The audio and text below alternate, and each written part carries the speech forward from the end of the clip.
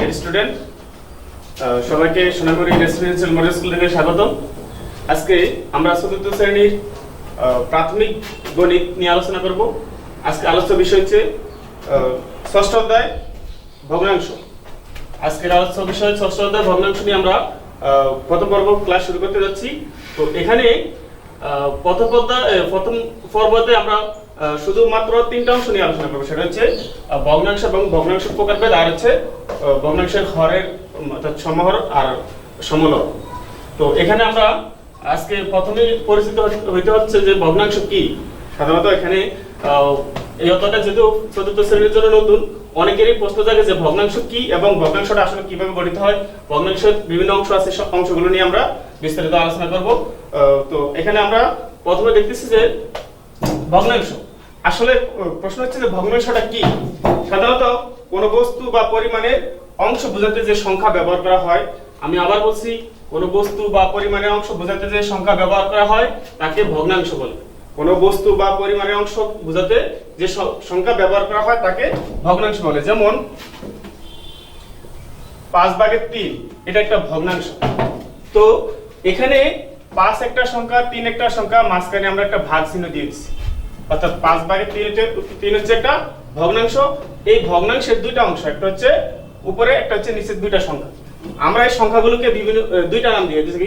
সাধারণত ভগ্নাংশের নিচের সংখ্যাকে হর বলে, ভগ্নাংশের নিচের সংখ্যাকে হর বলে, আর উপরের সংখ্যাকে লব বলে। অর্থাৎ ভগ্নাংশের নিচের সংখ্যাকে হর বলে এবং উপরের সংখ্যাকে লব বলে। এই ভগ্নাংশকে 3 ভাগে মোট ভাগ করা হয়েছে। প্রথম হচ্ছে প্রকৃত ভগ্নাংশ, এরপরে অপ্রকৃত ভগ্নাংশ, তারপর হচ্ছে মিশ্র ভগ্নাংশ। এই তিনটা ভাগে ভাগ করা হয়েছে। আমরা আজকে প্রথমে পরিচিত হব প্রকৃত ভগ্নাংশের সাথে। অর্থাৎ প্রকৃত ভগ্নাংশ কাকে বলে বা প্রকৃত ভগ্নাংশটা মূলত কি। আমরা জানি, আমি সংজ্ঞাটা এখানে না লিখে বলে দিচ্ছি, যে ভগ্নাংশের হর বড় লব ছোট তাকে প্রকৃত ভগ্নাংশ বলে। যে ভগ্নাংশের হর বড় লব ছোট তাকে প্রকৃত ভগ্নাংশ বলে। যেমন আমরা একটা লিখতে পারি 3/2, এটা একটা ভগ্নাংশ। অর্থাৎ যে ভগ্নাংশের হর বড় লব ছোট তাকে প্রকৃত ভগ্নাংশ বলে। অথবা এটাকে অন্যভাবে বলা যায়, অর্থাৎ নিজে মনে করে যে ভগ্নাংশের নিচের সংখ্যা বড় উপরের সংখ্যা ছোট তাকে প্রকৃত ভগ্নাংশ বলে। প্রকৃত ভগ্নাংশ এরকম অনেক লেখা যায়। যেমন আমরা আরো লিখতে পারি 5/3, লিখতে পারি 7/5, এরকম অসংখ্য প্রকৃত ভগ্নাংশ লেখা যায়। অর্থাৎ যে ভগ্নাংশের হর বড় লব ছোট থাকবে সেটাকে সাধারণত প্রকৃত ভগ্নাংশ বলা হয়। তাহলে আমরা এখন প্রশ্ন হচ্ছে কোন সংখ্যা দেখার সাথে সাথে, অর্থাৎ কোন ভগ্নাংশ দেখার সাথে সাথে সেটা আমরা কিভাবে আইডেন্টিফাই করব। যে যখনই দেখি যে ভগ্নাংশের দুইটা সংখ্যা এবং নিচের সংখ্যাটা বড়, তাহলে এটা ধরে নিব আমরা প্রকৃত ভগ্নাংশ। আর অথবা যে ভগ্নাংশের লব ছোট হর বড় সেটাকে আমরা প্রকৃত ভগ্নাংশ ধরে নেব। এরপরে চলে আসি অপ্রকৃত ভগ্নাংশ। অর্থাৎ প্রকৃতের বিপরীত হচ্ছে অপ্রকৃত ভগ্নাংশ। এটা বলা যায়, অন্যভাবে বলা যায়, যে ভগ্নাংশের, আমি একটু মুখে প্রথমে বলে দিচ্ছি, যে ভগ্নাংশের হর ছোট লব বড় থাকবে তাকে অপ্রকৃত ভগ্নাংশ বলে। যে ভগ্নাংশের হর ছোট লব বড় থাকবে তাকে অপ্রকৃত ভগ্নাংশ বলে। আমি এখানে উদাহরণস্বরূপ লিখতেছি, যেমন এখানে লিখতেছি 5। অর্থাৎ আমি আগে বলছি যে ভগ্নাংশের হর বড় লব ছোট, আর এখন বলতেছি যে ভগ্নাংশের হর ছোট লব বড়, 5/7। অর্থাৎ এখানে যদি আমরা ফলো করি যে 5 হচ্ছে ছোট সংখ্যা, 7 হচ্ছে বড় সংখ্যা, অর্থাৎ আগেরটার বিপরীত। আগে ছিল হর বড় লব ছোট, এখন হচ্ছে হর ছোট লব বড়। অর্থাৎ আগেরটার সম্পূর্ণ বিপরীত। যে ভগ্নাংশের হর ছোট লব বড় তাকে অপ্রকৃত ভগ্নাংশ বলে। এরকম আমি আরো উদাহরণ দিচ্ছি, যেমন 9/13, তারপর হচ্ছে 15/17 ইত্যাদি। অর্থাৎ এরকম আরো অসংখ্য লেখা যায়। এখানে আমি জাস্ট উদাহরণস্বরূপ দুই একটা দিয়ে ডট ডট দিয়ে রাখলাম। এরপর চলে আসবো আমরা মিশ্র ভগ্নাংশ। অর্থাৎ আমরা প্রথমে কোন সংখ্যা দেখে বা ভগ্নাংশ দেখে বুঝতে পারবো যে এখানে কোনটা প্রকৃত কোনটা অপ্রকৃত। প্রাথমিকভাবে এই দুইটা শিক্ষা শেষ। এরপর আমরা চলে আসবো আরেকটা, সেটা হচ্ছে মিশ্র ভগ্নাংশ। মিশ্র ভগ্নাংশ সাধারণত প্রকৃত ভগ্নাংশ না অপ্রকৃত ভগ্নাংশ এটা বোঝার দরকার নেই। মিশ্র ভগ্নাংশ আমরা দেখব কোন ভগ্নাংশে পূর্ণ সংখ্যা আছে কিনা। অর্থাৎ যে ভগ্নাংশে পূর্ণ সংখ্যা থাকে এবং সাথে একটি প্রকৃত ভগ্নাংশ থাকে, সেটা হচ্ছে মিশ্র ভগ্নাংশ। যে ভগ্নাংশে পূর্ণ সংখ্যা থাকে, যেমন আমি একটা উদাহরণস্বরূপ লিখছি,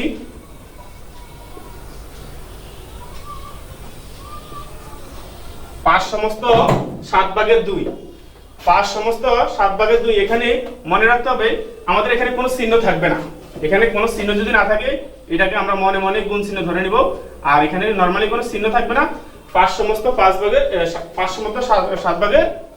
এটা হচ্ছে একটা মিশ্র ভগ্নাংশ। এরকম আরো লেখা যায়, যেমন 3 সমস্ত 4/5। তারপরে এখানে আমরা লিখতে পারি 5 সমস্ত 6/7, ইত্যাদি ইত্যাদি ইত্যাদি।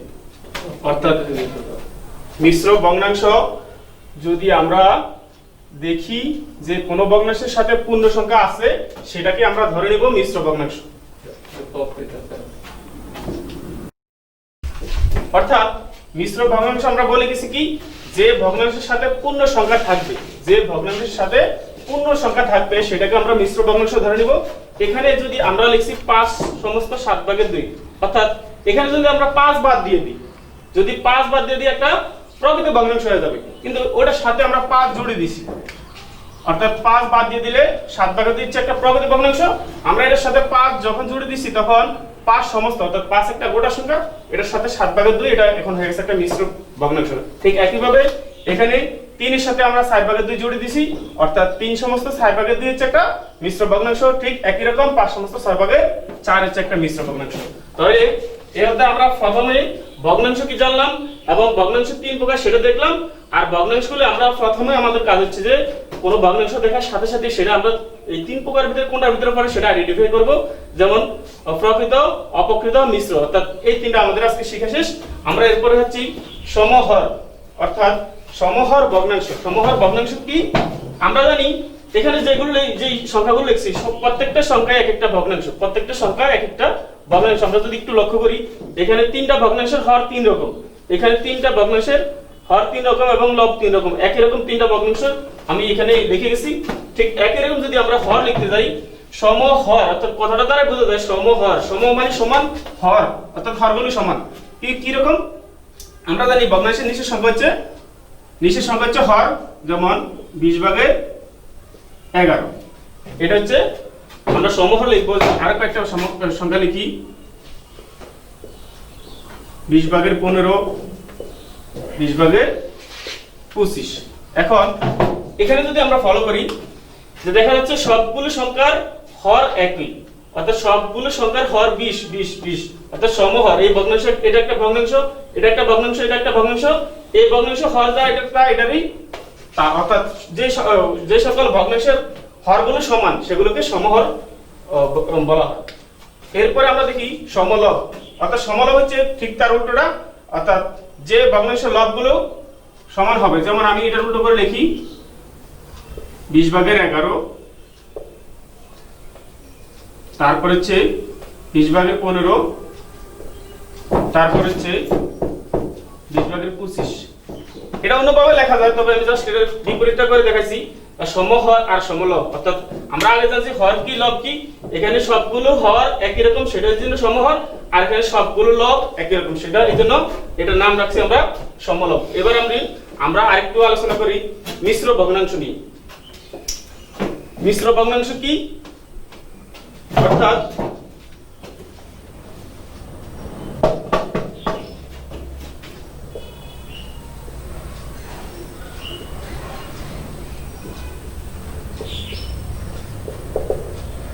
মিশ্র ভগ্নাংশকে আমরা প্রকৃত ভগ্নাংশে নিয়ে আসতে পারি, সেজন্য একটা সূত্র ব্যবহার করা হয়।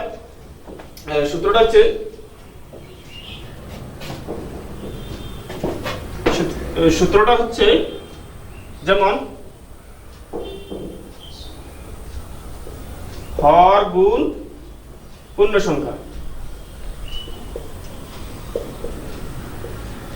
যোগ লব ভাগ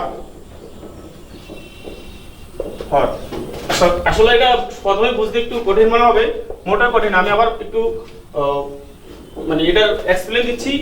যেমন 5 সমস্ত 7/2, এটা একটা মিশ্র ভগ্নাংশ, এটাকে আমরা অপকৃত যদি ভগ্নাংশ করি, লিখছি হর গুণ পূর্ণ সংখ্যা যোগ লব। এখানে হর হচ্ছে 7, আমরা এটা যদি এখানে প্রয়োগ করি তাহলে দেখা যাচ্ছে 5 7 35, অর্থাৎ হর গুণ পূর্ণ সংখ্যা যোগ লব। এরপরে আমরা এটারে নিচে যদি একটু দেখাই তাহলে নিচে হবে 7, উপরে হচ্ছে 5 7 35 যোগ 2, অর্থাৎ এখানে নিয়ে এসে আমরা 35 এর 2 37, 7। এটা হচ্ছে একটা অপকৃত ভগ্নাংশ, অর্থাৎ মিশ্র ভগ্নাংশ থেকে আমরা কিভাবে অপকৃত ভগ্নাংশ আসবে সেটা আজকে এতটুকু আলোচনা করছি। আজকে আমাদের আলোচ্য বিষয় ছিল এটুকু। আমরা এটা আবার একটু মনে করে দিচ্ছি যে ভগ্নাংশ কি, কোন সংখ্যা বা সংখ্যার অংশকে যে সংখ্যা দ্বারা, অর্থাৎ কোন বস্তুর অংশকে যে সংখ্যা দ্বারা প্রকাশ করা হয় সেটা হচ্ছে ভগ্নাংশ। ভগ্নাংশ 3 প্রকার: প্রকৃত ভগ্নাংশ, মিশ্র ভগ্নাংশ এবং অপকৃত ভগ্নাংশ। আর আবার বলে দিচ্ছি, প্রকৃত ভগ্নাংশের হর থাকবে বড়, লব ছোট। অপকৃত ভগ্নাংশের হর ছোট, লব বড়। মিশ্র ভগ্নাংশের পূর্ণ সংখ্যা থাকবে, আবার মিশ্র ভগ্নাংশ থেকে আমরা সেটাও অপকৃত ভগ্নাংশে নিয়ে আসতে পারি। তো আজকে আমাদের আলোচনা এটুকু, এরপরে দেখা হবে। তোমরা সবাই ভালো থাকো, সুস্থ থাকো, স্টে হোম, সবাই বাড়িতে সতর্কতার সাথে থাকবে। সবার জন্য আশীর্বাদ রইল।